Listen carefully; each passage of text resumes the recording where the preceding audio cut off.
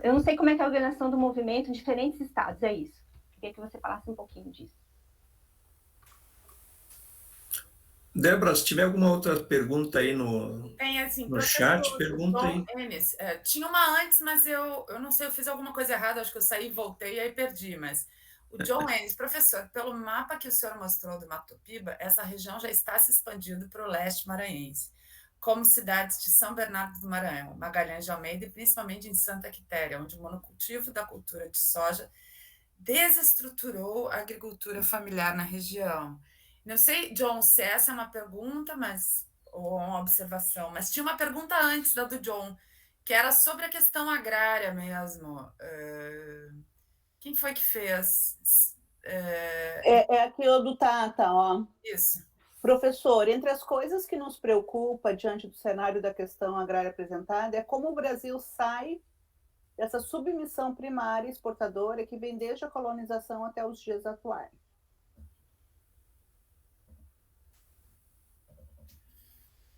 A Solange também levantou a mão. É uma observação. O John agora completou, só uma observação. Solange, tens a palavra. Então, olá, tudo bem? Tudo bom, Pardal? Tudo bem, Solange? Parabéns ali pela historicidade, pela toda a exposição, mas a minha pergunta é um pouco com relação a esse diálogo da reforma agrária popular com a sociedade. Eu acho que foi muito bacana esse processo de diálogo com a sociedade através da pandemia, a solidariedade, enfim. Se tem algo previsto, em especial, assim, para uma mudança de governo, assim, como o MST tem pensado esse diálogo e esse projeto, que deveria ser um projeto um pouco de ação, que aponta perspectivas e um pouquinho isso, esse caminho, assim, de futuro e de perspectiva de projeto. Se é possível apontar um pouquinho para a gente. Obrigada. Eu tenho uma pergunta nesse sentido, Pardal. Eu tenho uma grande preocupação você inclusive citou, né, com a compreensão da esquerda sobre a importância da reforma agrária e particularmente os dados, né, que eu venho trabalhando nos últimos anos indicam claramente assim que esse avanço da propaganda do agronegócio, esse termo, né, na verdade que é uma palavra política, né, e é um pacto de economia política, se deu exatamente no governo Lula, né?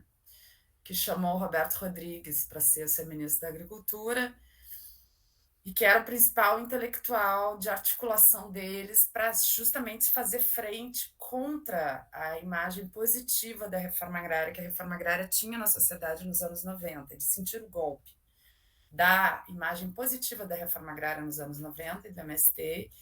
E já nos anos 90 eles começaram a elaborar como eles iam mudar a imagem do agro, a imagem deles.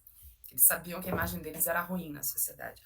Ou seja, a vitória deles em termos de imagem, por exemplo, o agronegócio ser nome de curso, né, o agronegócio ter se implantado como uma palavra quase sem questionamento, né, tipo assim, apareceu e tomou conta, né, tem muito a ver com esse período dos governos do PT, né? Então, eu coloco essa preocupação porque o MST foi uma base essencial, né? Acho, de apoio contra o impeachment, ao Lula, propriamente, quando ele estava na prisão, entende? E aí, agora, entendeu?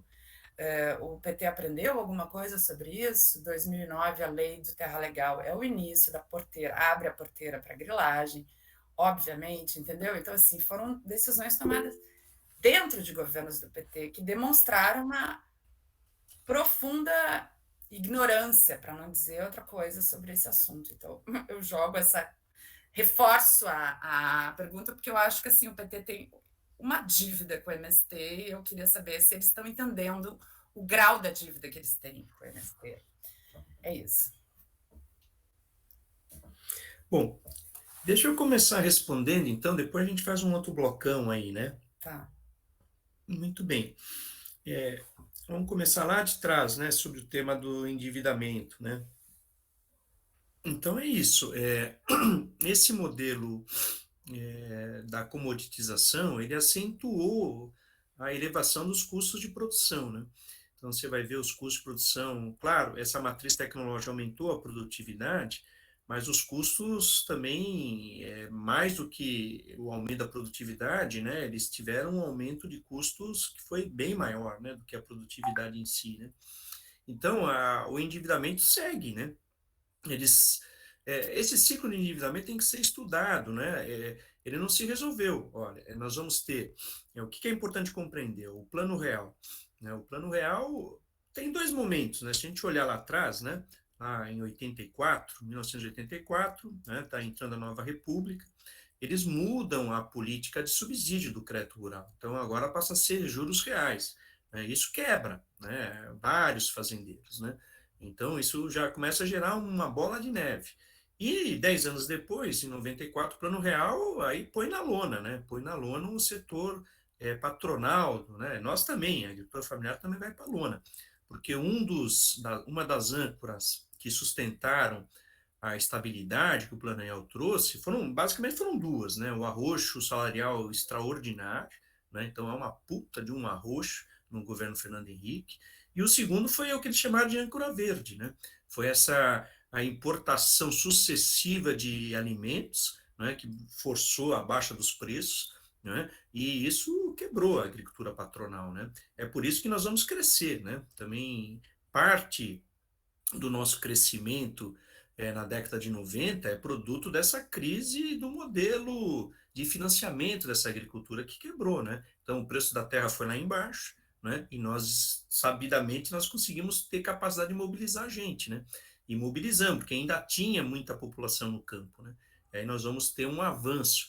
Claro que na sociedade vai impactar, não é? Seja a Curumbiara, né, que é o massacre lá em Rondônia, depois, né, nós vamos ter o Dourado e Carajás, são impactos, né, que coloca a gravidade da situação no campo, né, dessas relações violentas, né. Bem, e nós crescemos. Bom, só que isso vai mudar, né? Bom, mas antes, deixa eu voltar no endividamento, né? Então, esse endividamento, já no segundo mandato do Fernando Henrique Cardoso, ele tenta dar uma solução a ele, né? Então, ele começa a fazer a securitização das dívidas, né? Que é uma forma de prorrogação e subsidiar o volume da dívida desses caras, né? Mesmo com toda a securitização, não foi pago, né? O pequeno pagou, mas o grande proprietário não pagou. Aí entra o governo Lula, vem uma nova securitização, né? Então, veja, vem se arrastando, eles não pagam, né? E se você acrescentar dívidas do crédito rural, se você acrescentar multas ambientais, se você acrescentar não pagamento de INSS, né, que é o Fundo Rural, né, dívidas trabalhistas, né, você tem, são bilhões de dívidas, né? Então, a questão está aí, ó, por que eu não aciono a justiça, né, e tomo essas terras desses devedores, né? Então, essa poderia ser uma modalidade de obtenção de terras, né? Nessa crise que nós temos de dificuldade orçamentária para a compra de terra, por que não? Né? Você tem um monte de usina falida, a usina de açúcar e álcool, né? Então, essas terras têm que ser requisitadas, né? Vai para a justiça, mas enquanto isso, tu põe as famílias lá, né, e vai fazendo a produção ali. Depois você fica 20 anos na justiça. Não importa, as famílias vão estar em cima das áreas. Então, há um endividamento crônico que não tem saída, entendeu? Tem que executar esses caras. Não é isso, o agro não é pop, não é tech, eles não querem o estado mínimo, eles não querem mercado, então que vá para o mercado. Né? E o mercado é isso, quebrou, meu amigo. Tá? A propriedade foi para o banco, é do banco. E o governo, como tem o Banco do Brasil, que é o maior financiador desses caras, tem que dispor essas terras. Entendeu? Então, é isso que eu não sei, que já emendando com a questão da Débora, depois eu vou retomar. Não sei, Débora, se há correlação de força, mas se esse governo tem essa disposição, né? Depois nós voltamos nisso. Bom, então o endividamento não tem solução, porque não tem solução a esse modelo agrícola.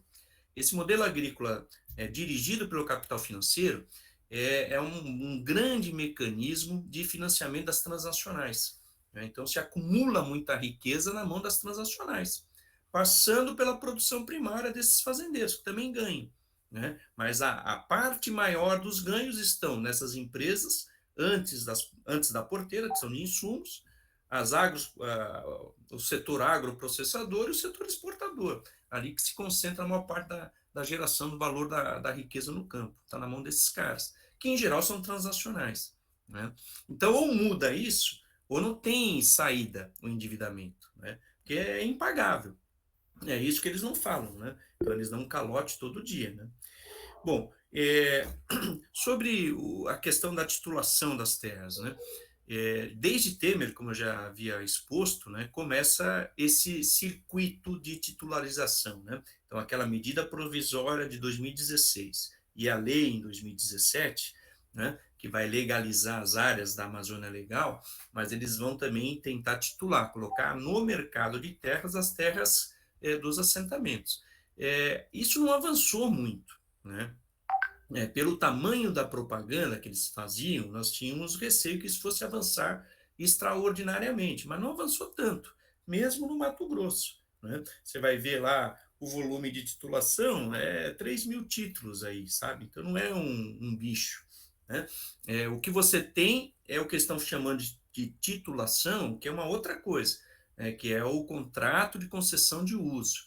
Então, toda família que é assentada, ela ganha um contrato de concessão de uso, é o CCU. Então, esse contrato, ele vence a cada 5 anos. Então, há uma renovação.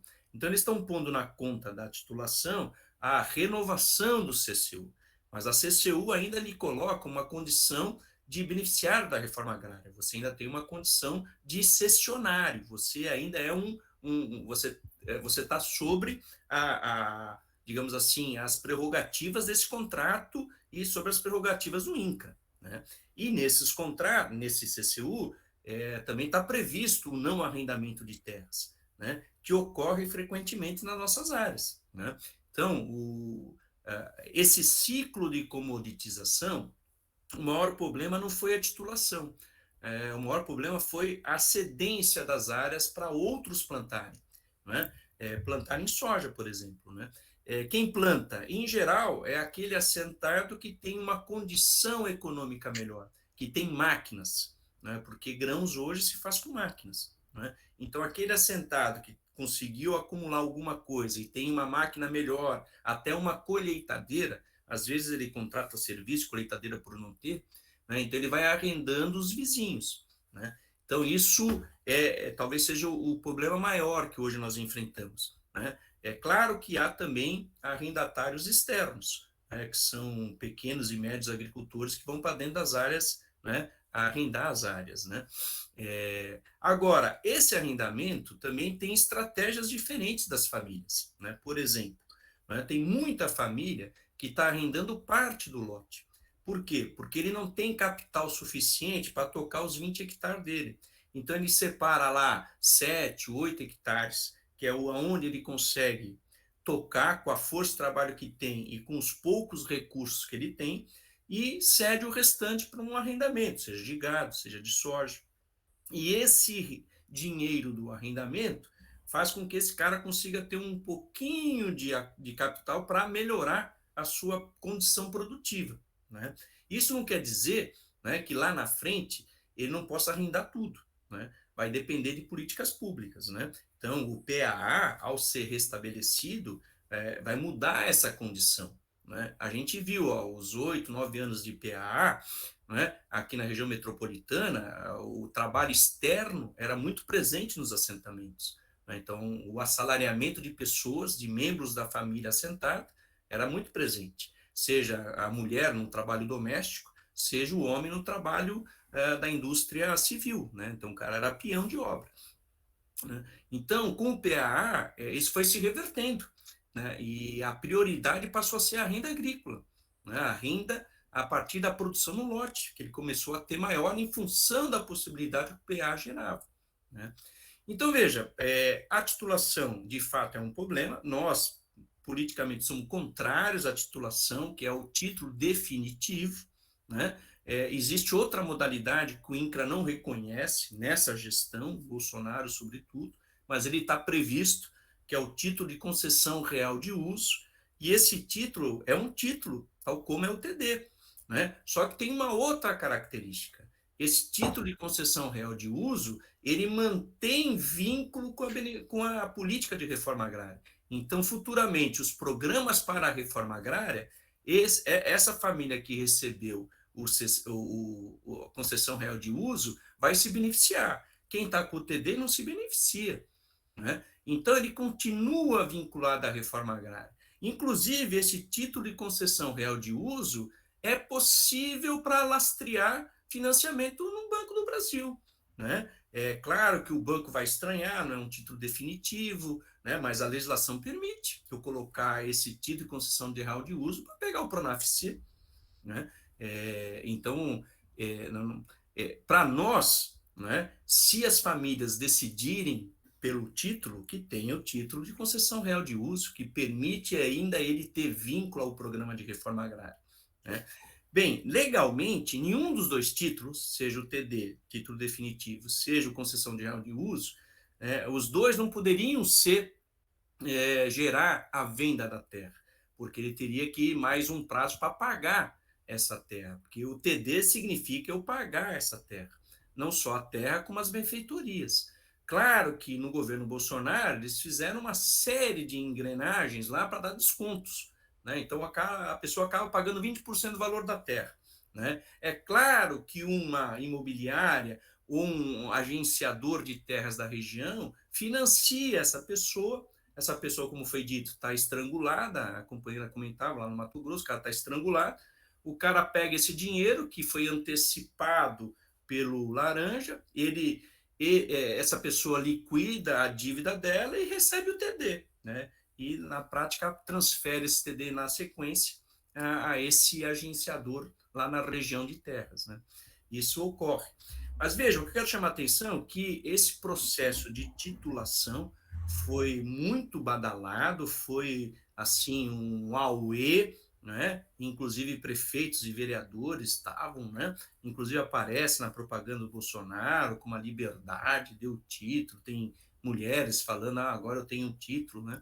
Veja, mas isso foi um impacto muito pequeno. O impacto maior, efetivamente, é o arrendamento, que ainda assim tem estratégias diferentes. Tem arrendamento puro e simples, que o cara cede o lote e vai trabalhar fora, ainda que more no lote, né? Mas há outras estratégias, né? Que as famílias buscam arrendar para complementar a sua condição de produtor, né? De viver ainda da renda da terra. Bem, então, espero que tenha ficado claro isso aí, né? E a nossa posição é essa, nós somos contra a titulação em função dessa situação, isso abre para o mercado de terras. Claro que a gente reconhece, digamos, a legitimidade das famílias quererem o título definitivo. Em boa medida, as famílias que querem o título definitivo não é para vender, né? Em boa medida, ela quer por causa da segurança, né? Só para vocês terem uma ideia, quando no governo Temer, o governo Temer colocou mais de 5 mil famílias. Aqui no Rio Grande do Sul, nós somos 12 mil famílias assentadas. Aqui no Rio Grande foi 5 mil que o TCU colocou como irregular. Então parou tudo, não tinha nem assistência técnica, não podia receber nada. Por quê? Porque eles viram alguma constatação lá de uma irregularidade. Por exemplo, a minha esposa trabalha na merenda escolar lá, então ela trabalha na cozinha, então ela tem um emprego externo, então não pode ter emprego externo. Porque eu sou um integrado, né? Então eu tenho uma renda muito alta, então eu não posso ser. Porque eu comprei uma caminhonete, então eu não posso ser, porque o valor de renda é muito alto. É uma série de argumentações fora, sem sentido, que era justamente para bloquear, né, a luta pela terra nesse período aí, né? Então congelou. Isso foi 5 mil aqui no Rio Grande, no Brasil inteiro foram centenas de milhares de famílias congeladas com a decisão do TCU, que levou 3 anos para a gente descongelar. E fora a burocracia de papel em papel, né? Então essa insegurança, né, acaba jogando a família para, deixa eu pegar o título logo, que para essa folia. Mas isso que nós temos que perceber, né? Na cabeça da maioria das famílias que querem o título definitivo, não é porque quer vender a terra, né? Claro que há uma pressão na região, tem regiões em que há uma procura maior por terra. Pega aqui a metropolitana, nós temos assentamento que é do lado da cidade, está dentro da cidade. Então, há uma puta pressão imobiliária, né? Não é nem rural, é lotes, é datas urbanas, né? Bom, enfim, então, esse é um problema que nós temos que ir enfrentando, né? E nós achávamos que ia ser muito maior, mas não teve tanta repercussão, e que agora, né, com uma condição de um governo popular democrata, nós podemos melhorar essa situação em vista de novos programas que afirmem a geração de renda a partir da produção agrícola, né? Bem, a situação do Mato Piba é isso aí, as pesquisas têm que continuar porque o capital segue se estendendo, né? Seguem avançando, né? Então é importante isso que o companheiro colocava, que há uma expansão mais ao leste, e é isso, e se a gente olhar, você vai ver essa expansão em outros locais dentro da própria Amazônia, né? Então é uma loucura o avanço desse processo que está associado a isso tudo que nós falávamos: desmatamento, queimada, entrada da soja, entrada da pecuária, desalojamento das famílias, né, tradicionais, poceiros, quilombolas, né?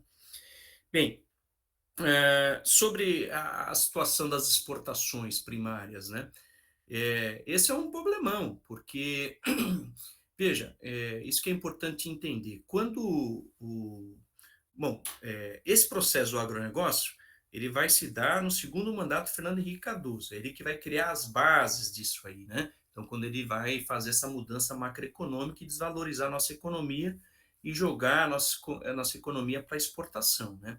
É claro que nos anos 90 a gente já viveu uma desindustrialização, nós vivemos uma desnacionalização da indústria brasileira, né? E que nos anos 2000 isso se acentua por essa lógica exportadora. No governo Lula é muito emblemático mesmo, né? Ele começa os 6 primeiros meses com o programa Fome Zero, acho que vocês têm lembrança, o Graziano coordenava o Fome Zero. E aquilo, os 6 primeiros meses, foi um arrombo, né? Fome Zero, Fome Zero. Cara, desapareceu. E a mídia ajudou a descredenciar o Fome Zero, né? E isso fortaleceu, isso ficou claro. Quando desaparece o Fome Zero dentro do governo e da mídia, né, se fortalece, né, o Roberto Rodrigues e o agronegócio, né? Mas qual é a relação que está aí atrás? A relação é o seguinte, ó, o governo, né, já no processo eleitoral, tinha feito a carta aos brasileiros. Então, eu vou respeitar os contratos. Leia-se, eu vou respeitar os ganhos com capital financeiro. Bom, e o capital financeiro prosperando aqui dentro e parasitando aqui dentro, ele precisa de algumas condições. Primeira condição, ele precisa de inflação baixa, né? Porque os ganhos que ele tem não pode ser comido pela inflação. Segunda condição, eu tenho que ter reserva cambial alta. Eu tenho que ter dólar no caixa do Banco Central, porque a hora que eu quiser sair daqui do país, eu preciso converter real em dólar, eu vou levar o dólar embora. Então tem que ter caixa, tem que ter reserva primária, né? Tem que ter esse saldo aí, né? Bom, a segunda condição, os títulos da dívida pública têm que ter uma taxa de juro alta, né? Então, esses são os elementos, digamos, clássicos do capital financeiro. O quarto é isso, o teto de gasto, né? Antes não se falava em teto de gasto, falava em superávit primário, falava, né, em cortes, né? Bem, então veja, esse é o fundamento do liberalismo lastreado pelo capital financeiro. Então, o governo Lula não rompe com isso. Quando ele diz que vai respeitar os contratos, ele vai seguir o ciclo de acumulação a partir do capital rentista, né? O que tem o ganho a mais é que no governo anterior, segundo o mandato do Fernando Henrique, foi montada uma estratégia para esse setor explodir, esse setor exportador primário. Leia-se minério de ferro, óleo bruto e produtos da agropecuária, né? E quem vai colher o saldo disso vai ser o governo Lula, porque coincide com a expansão do mercado internacional. É aquilo que eu disse, ó, os Estados Unidos, China, a Índia, entrando no mercado internacional, comprando tudo, porque ele estava em crescimento econômico, né? Então isso foi um boom, e nisso o Lula surfou. Então ele ao não romper com o capital financeiro, ele teve que ter, né, a aceitação dessa lógica primária exportadora, em especial o agronegócio, né? Ele seguiu com isso. A questão é que isso rebateu em nós, do Sem Terra, por quê? Porque o preço da terra disparou. Então, não tinha como avançar a reforma agrária pelos mecanismos clássicos que eles tinham, que era a desapropriação e compra de terras. A desapropriação porque não tinha força no Congresso para mudar os índices de produtividade, né? E compra de terra, a terra tinha disparado. No entanto, nós seguimos ocupando terra, né? Há um setor da esquerda que vai dizer o movimento sem terra no governo Lula e Dilma se apelegou, né? Porque parou de lutar por terra. Não entende a materialidade, mudou a materialidade. Né? E uma das expressões dessa materialidade é que o preço da terra disparou, porque a taxa de lucro na agricultura disparou com o agronegócio e essa condição exportadora de commodity. E isso que bloqueou, não é a nossa não adesão, a nossa disposição de não mais lutar e negociar, ficar só negociando.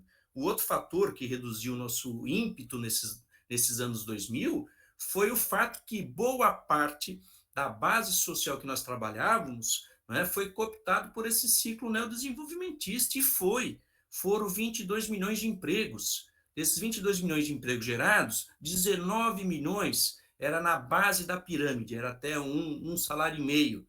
E quem estava nesse um salário e meio? A peãozada da construção civil.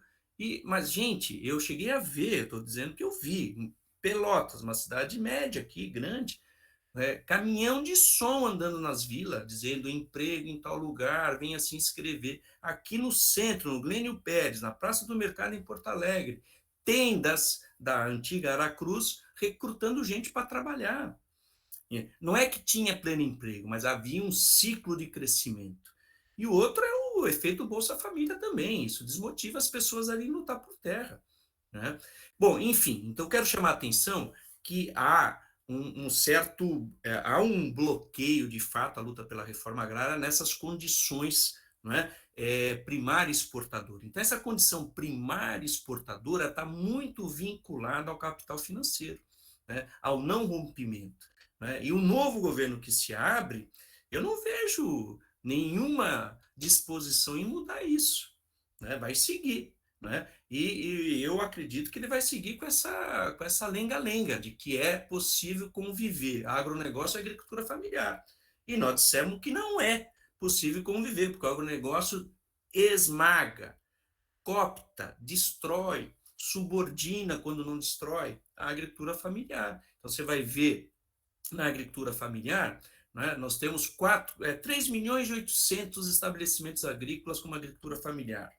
1 milhão e 300 tem DAP, quer dizer, 1 milhão e 300 está no circuito financeiro do Pronaf e está no circuito, então, das commodities.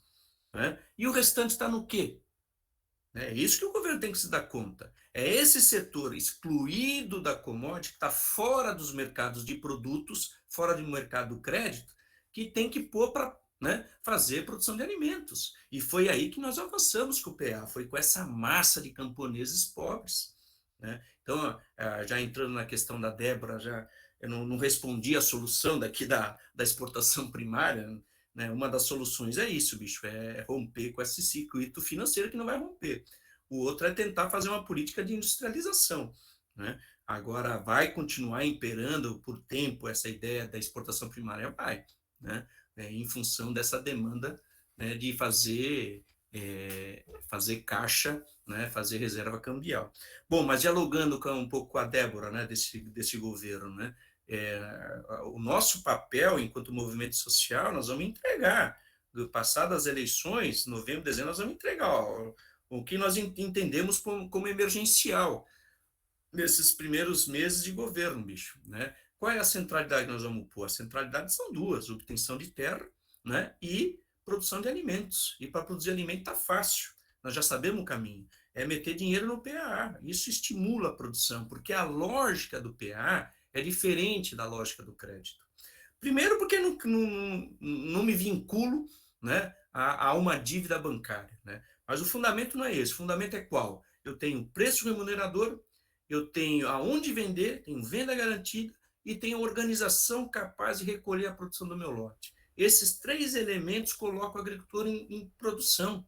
É isso que organiza a produção, não é o crédito. O crédito pode vir depois, se isso estiver organizado. né? Mas se não tiver organização, o crédito só gera dívida, né? Bom, enfim, então, uma das centralidades vai ser essa, e a outra bom, os caras vai ter, nós temos só no Paraná, nós temos 80 acampamentos em cima de área. São, eu não me lembro, são 8.000 famílias acampadas nas áreas, dentro. Nós aqui no Rio Grande, a Débora viveu aqui, sabe? A gente nunca conseguiu ficar dentro de uma área, né? No Paraná eles conseguem, né? Então tem mais ou menos 80 acampamentos. Então, o que tem que fazer? Não é obtenção, agora é legalizar essas áreas. Meta legalização. Se o cara quiser recorrer na justiça, que recorra, né? E vamos legalizar essas áreas para as famílias que estão lá. Débora, você queria colocar alguma coisa? Não, é que eu queria perguntar se as pessoas sabem o que é o PA, porque o programa aqui todo mundo sabe, porque a minha opinião sobre o lançamento do PA na época é que eles nunca fizeram propaganda disso. O governo do PT fez baixíssimo. Eu me lembro da Dilma no debate com qual era o candidato mesmo, aquele José Serra, e ela falou do PA, e eu tenho certeza, não no meu ambiente acadêmico, mas no meu ambiente fora, ninguém sabe o que é o PA. Ele é um programa de aquisição de alimentos, né? Então ele começa lá em 2004 com uma decisão do CONSEA, né? O CONSEA é o Conselho de Segurança Alimentar. Eu inclusive participei, eu era membro desse CONSEA pelo MST, pela Via Campesina, e foi aprovada essa ideia. Naquele momento era uma espécie de fomento, era uma espécie de crédito, né? E isso não deu muito certo, né? Aí isso foi mudando, né? Nós vamos fazer uma marcha, acho que a Débora deve 2005, ter presente. Sim, nós, em 2005, nós não fizemos o congresso do movimento, seria o 5º congresso, porque nós estava muito nebuloso, a gente não tinha essa leitura ainda do agronegócio, né, e desses bloqueios. Nós estávamos nessa confusão, nós estamos com um governo, né, que se diz democrático popular, que tem historicamente compromisso com a reforma agrária, mas isso não avança. O que está acontecendo? Eu já não estava entendendo ainda. Então, o que nós fizemos? Ao invés de fazer o congresso, porque nós não temos maturidade de análise sobre o que está se passando no campo, então nós vamos fazer a nossa marcha de Goiânia a Brasília e exigir aquilo que eles prometeram, que é o 2º Plano Nacional de Reforma Agrária.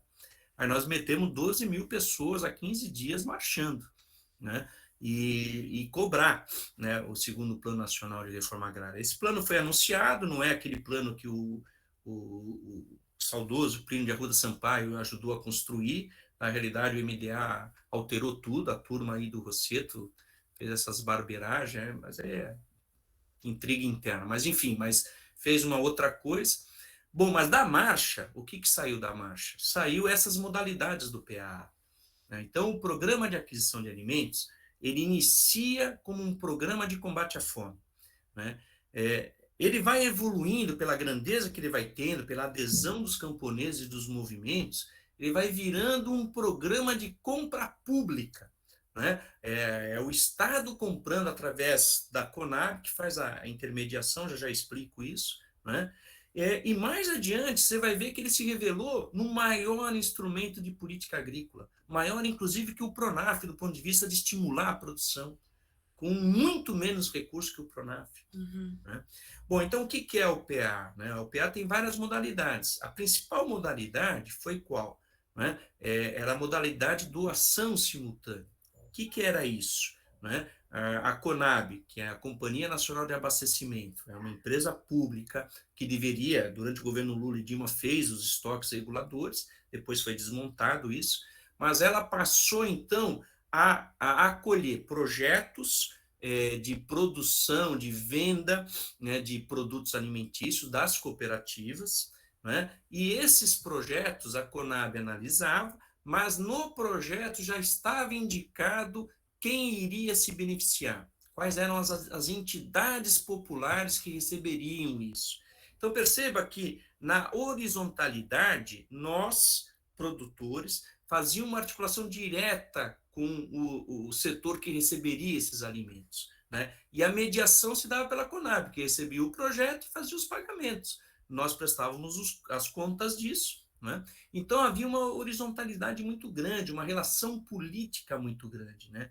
Aí, Solange, aí que avança nós avançamos muito a relação social aí, né? A articulação com os outros setores. Então, nós entregávamos para terreiro de Umbanda, para a igreja, para a associação de bairro. Olha, era cozinhas comunitárias. Havia um leque. Nós tínhamos um PA aqui em Porto Alegre, que envolvia umas 4 cooperativas nossas, mas de entidade envolvia 40 entidades, era 3.000 famílias beneficiadas. Né? E funcionava, cara, e funcionava. Nós tínhamos um coletivo, um fórum, né, que nós chamávamos o Fome do Fome Zero, né, que gestionava isso aí, né, e era muito legal, e era um processo de articulação de base muito interessante.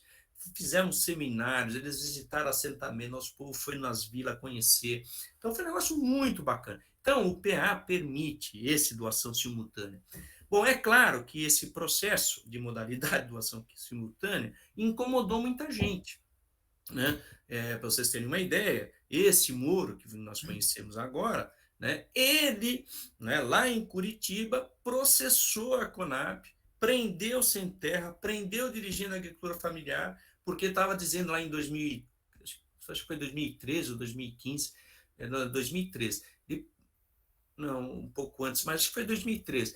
Ele prendeu gente da Conab, gente nossa, porque estava tendo desvio, olha só, desvio de dinheiro, quando na realidade era um problema administrativo burocrático, não tinha desvio de nada, estava sendo entregue às famílias.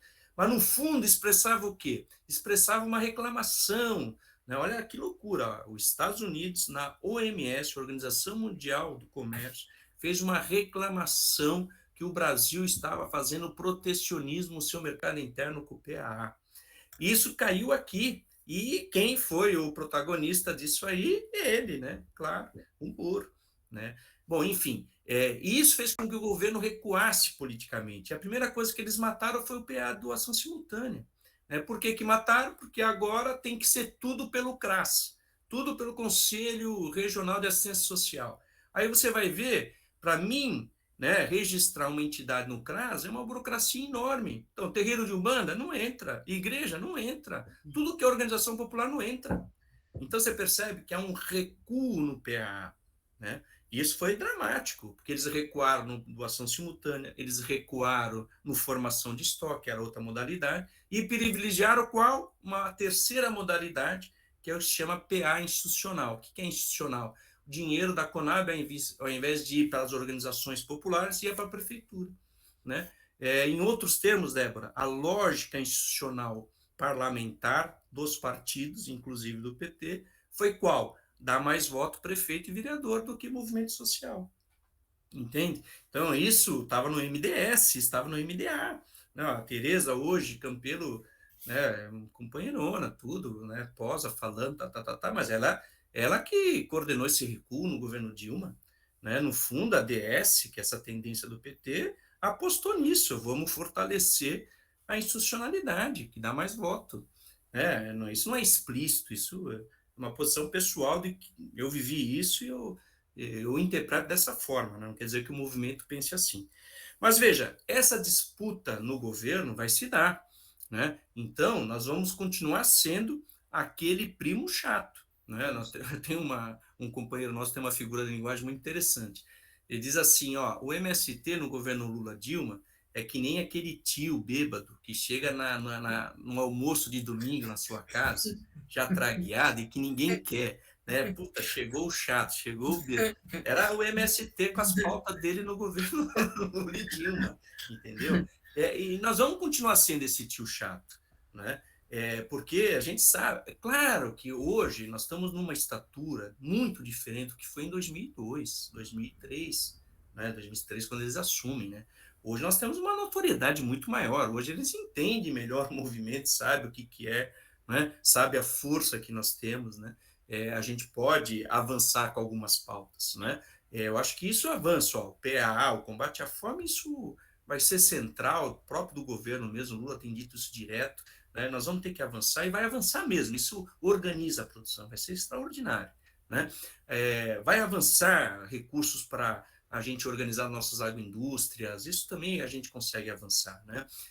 Agora, obtenção de terra vai ser o gargalo, né? Nós vamos ter que estimular as ocupações, mas nós precisamos ter conquista, senão ninguém vem acampar, né? E claro que há um puto esvaziamento do campo, são 20 anos que há digamos, esse esvaziamento, né? Há uma urbanização, nós vamos ter que trabalhar também com esse público, né? Que são camponeses que estão nas cidades, nas periferias, nós vamos ter que trabalhar também isso. Claro que nós estamos nesse processo de solidariedade, Solange, dar continuidade. Nós temos aqui em Porto Alegre, em vários bairros, nós temos uma baita articulação com as cozinhas comunitárias que vão continuar. Só que é uma articulação que pressupõe organização, mas também formação, né? Desenvolvimento de lutas, né? Então, está germinando alternativas. Nós estamos também envolvidos nisso, né? É claro que a nossa centralidade é a ocupação de terra, é a organização dos assentamentos, mas nós também temos uma experiência muito interessante, né? Seja aqui em Porto Alegre, em Pelotas, pouca coisa em Passo Fundo, nós paramos aí, né, Solange, que é de Passo Fundo aí, mas tem experiência germinando, né?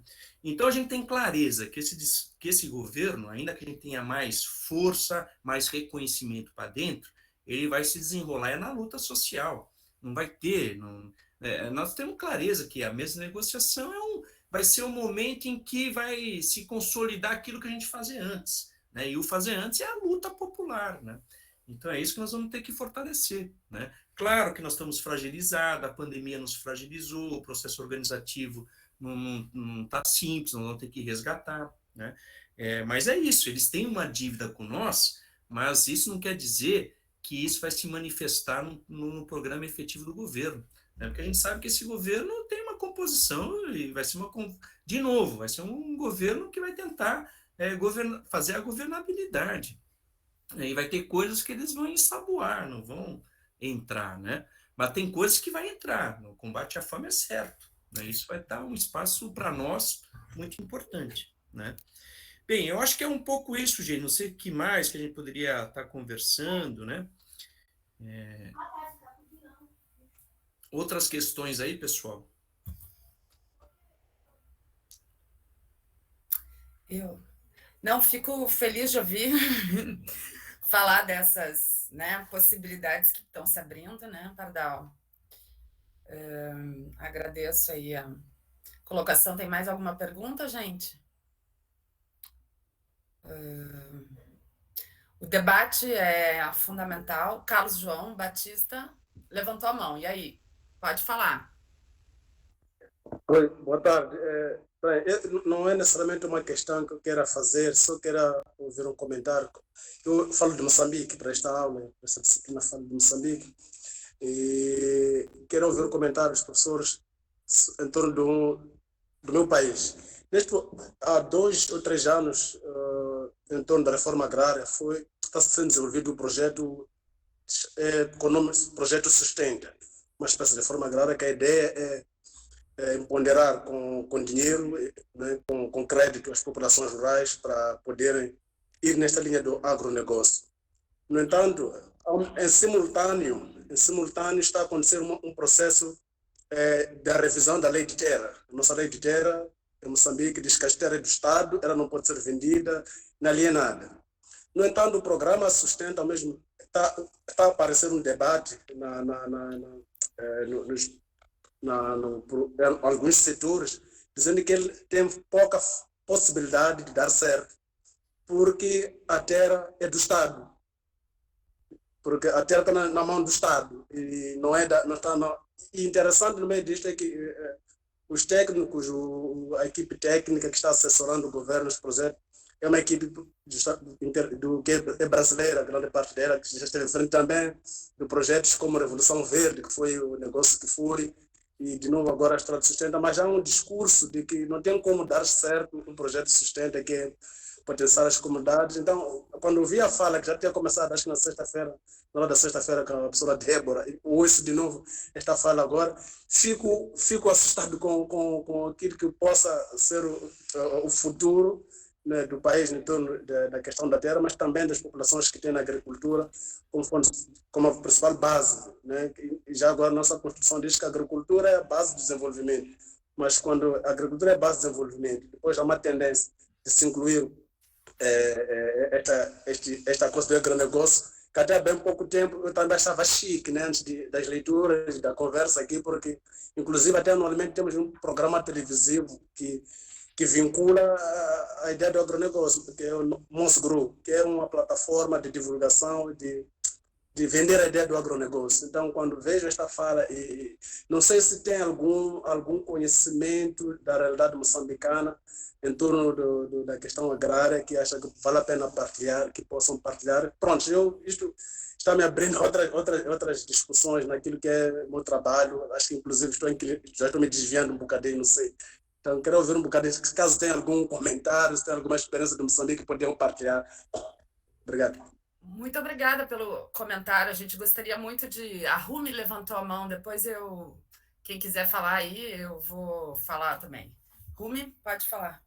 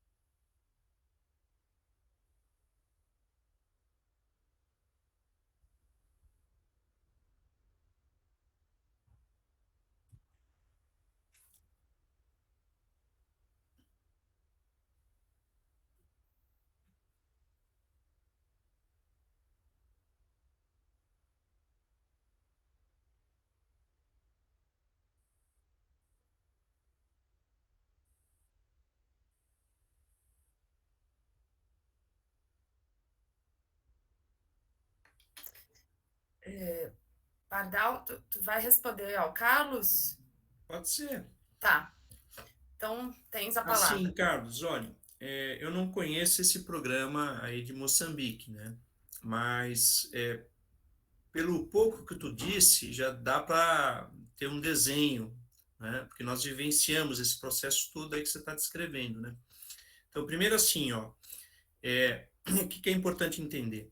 Quando essa lógica liberalizante se põe no mundo, né, sobretudo na década de 90, se esparrama para todos os lugares, eles também tentaram colocar para a questão fundiária uma saída de mercado, né? Então, como que eu faço a liberalização, né, esse discurso vencedor do liberalismo econômico, né, e atrás dele o capital financeiro, como que eu faço isso para a questão fundiária, para a questão agrária? Então, no mundo todo, em meados dos anos 90, você vai ver um avalanche, né, de iniciativas fomentadas pelo Banco Mundial e pelo FMI, né, que era o que se chamou mercado de terras.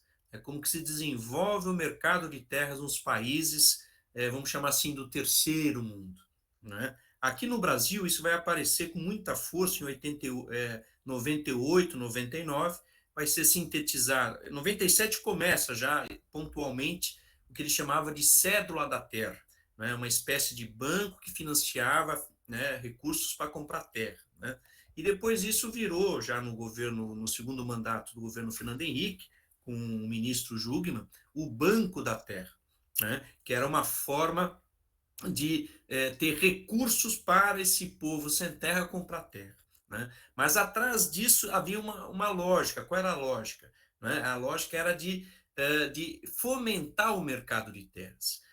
Aqui no Brasil já existia um mercado de terras quando isso se pôs, mas em outros países africanos e na Ásia, né, que não havia mercado de terras, qual foi o primeiro passo que eles fizeram, né, para abrir para o mercado de terras? Foi a titulação, a regularização fundiária, né? Então, isso tem muita aderência nas populações camponesas, né? Porque a legalização, o título lhe dá uma segurança sobre aquela área, né? Ainda que o título não interfere em nada na produção da vida. O que interfere é ter a posse que me garante a produção, né? Mas, na sociedade capitalista, por todo o arcabouço jurídico, eu preciso ter a propriedade.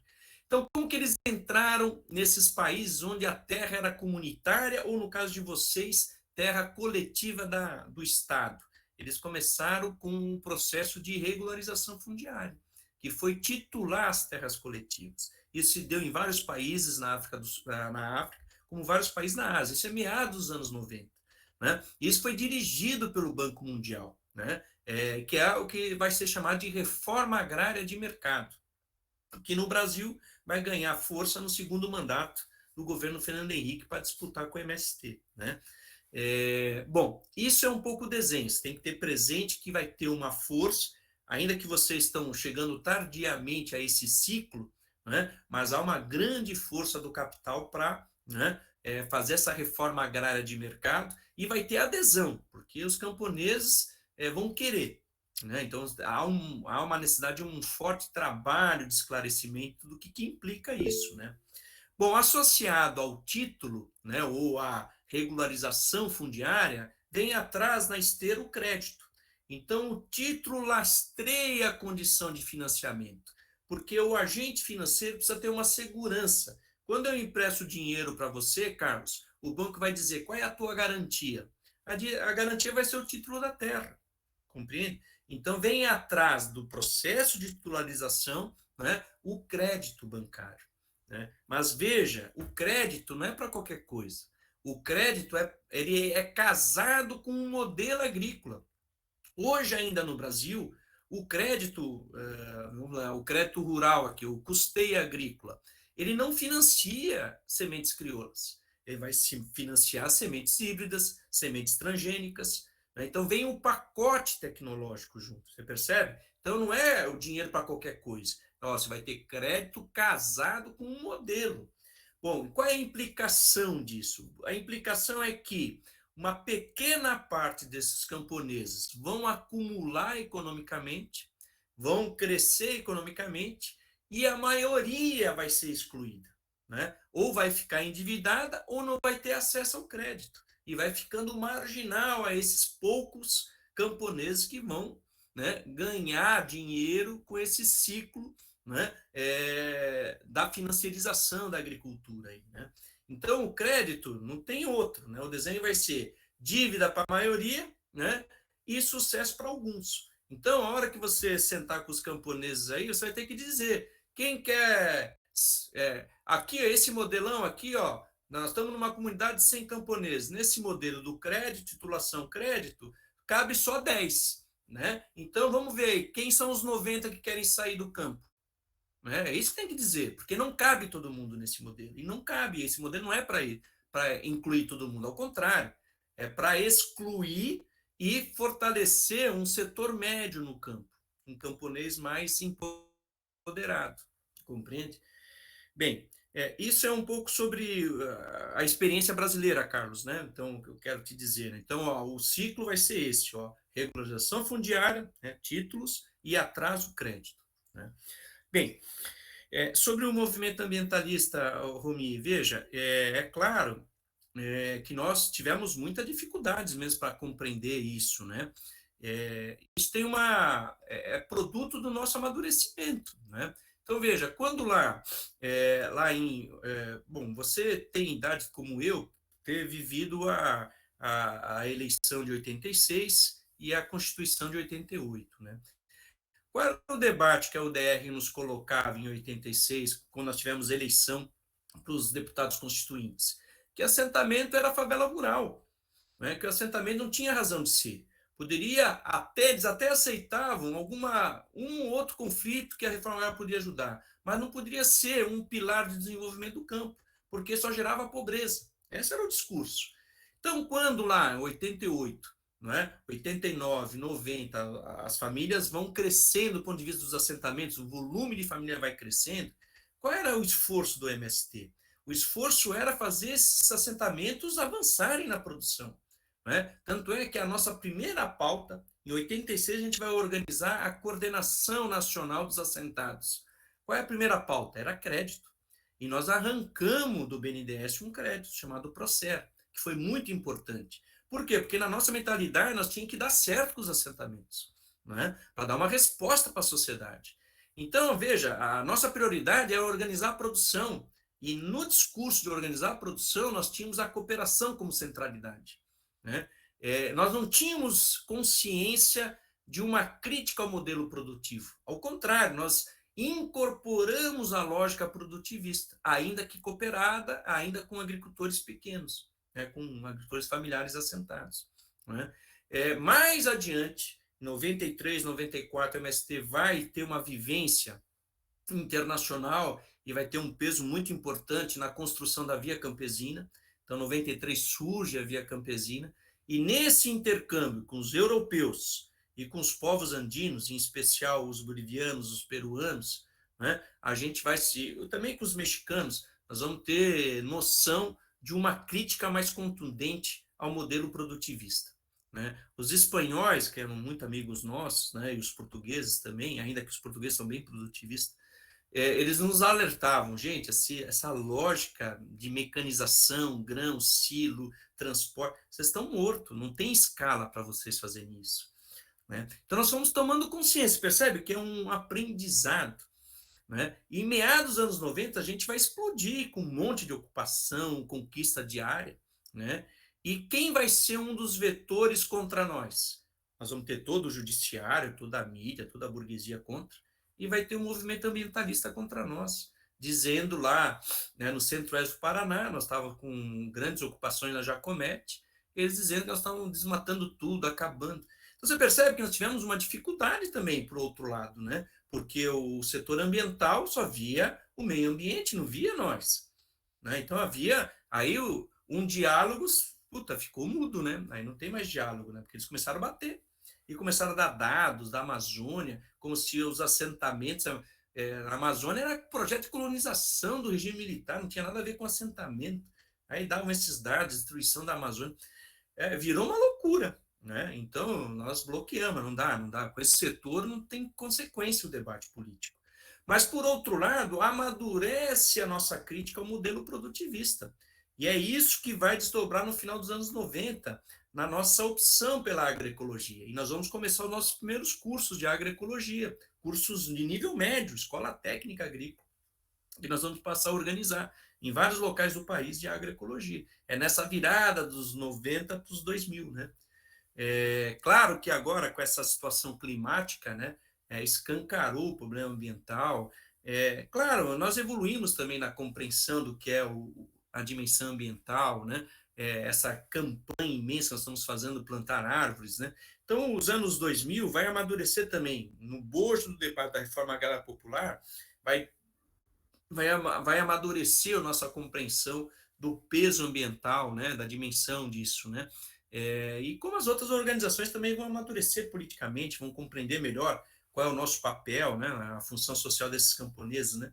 Que a gente resume em dois, né? A produção de alimentos e recuperação desses bens comuns, né? Da natureza, né? Bem, enfim, então isso de fato aproxima, né? Então a pauta da reforma agrária popular criou condições para a gente aproximar do setor ambiental, e é um duplo amadurecimento da nossa parte, como da parte dessas organizações ambientais também, né? Mesmo porque o inimigo é comum, o agronegócio, né? Então o setor ambiental também tomou consciência do que era o agronegócio, a destruição que estava posta aí, né? Então não era só o sem terra o problema, o assentado, né? O pequeno agricultor, o poceiro, né? Mas enfim, então a gente amadurece nesse processo também. É isso, Débora. Você queria comentar também do Carlos, né?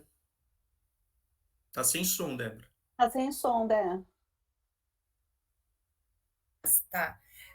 Carlos, não, só queria comentar o seguinte, foi um programa, né, nessa onda de que era convivível, que dava para conviver o agronegócio com a agricultura familiar, o Brasil foi exportar a tecnologia da Embrapa para Moçambique, né, para os países, e realmente, assim, titular terra significa colocar terra no mercado, ou intensificar relações capitalistas de produção na agricultura, é só isso. Aumenta a renda? Sim, pode aumentar a renda, sabe? Mas vai desestruturar, né, uma série de comunidades agrícolas, como o Pardal disse, ou tradições que vocês tenham construído. E isso vocês têm que, né? Vocês têm que. Já aconteceu isso no Brasil, entende? Então, assim, vocês têm que lutar contra isso de alguma forma. Claro que eu entendo que Moçambique tem interesse em aumentar a renda agrícola, entendeu? Que o tipo, aparentemente, em termos capitalistas, claro, uma produção intensiva em tecnologia e tal vai aumentar o dinheiro. Só que esse dinheiro vai ficar concentrado e, como no Brasil, ele não se distribui para o conjunto da economia. Ele deixa alguns ricos e outros muito pobres. Basicamente, é isso que acontece, né? Fora toda essa articulação internacional com quem é que vende esses produtos, que é quem ganha o dinheiro, né? Que são as 5 aí que o Pardal...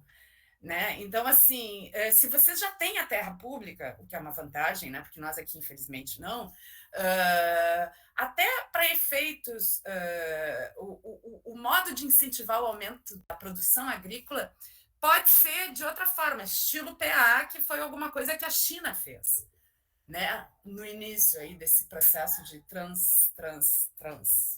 né, que é compras estatais de produtos de alimentos, tipo, né, para incentivar a maior produção de alimento quer dizer, eu não conheço a situação do Moçambique, eu só sei que assim vocês estão se dirigindo à parede ou ao buraco, como nós no Brasil nos dirigimos durante um governo autoritário, que esse processo, o que cria o que hoje se chama agronegócio, entre aspas, mas é um pacto de economia política, é a ditadura militar no Brasil, né? Então, assim, é ela que cria as condições para isso vir se desenvolver, e aí a financiarização é o que vem depois. É só isso, entendeu? Então, é um processo que eles vieram muito fortes na redemocratização, por isso que eles ganharam, por isso que eles conseguiram ganhar na Constituinte, derrubar a reforma agrária na Constituinte, porque eles vieram fortes politicamente, e essa a questão. É o fortalecimento político de setores que, na verdade, são politicamente racionais. E, normalmente, a grande propriedade rural não tem salvação nesse quesito, nenhuma. Tá? É só isso. Eu tenho muito medo disso, de ver isso acontecendo na África, quando vocês têm que, na verdade, aproveitar outras formas de se desenvolver, criar novas formas de desenvolvimento a ver com as tradições culturais de vocês, entendeu? Certamente vocês têm caminhos que vocês têm que descobrir, que são os de vocês, né? Desculpe, porque eu fico meio apavorada sabendo que isso está acontecendo. Lamento, tá bom? Me apavora, tá bom? E viva a África, né? Porque viemos todos de lá também, tá? É isso. Eu também estou agora no Vivo Nordeste, né, gente? Pô, o Nordeste é o bastião da cultura, da civilização brasileira, né? Eu estou nessa fase agora, tá, gente? É porque aqui a coisa está estranha, está ficando cada dia mais estranha. É. Mas também aproveitando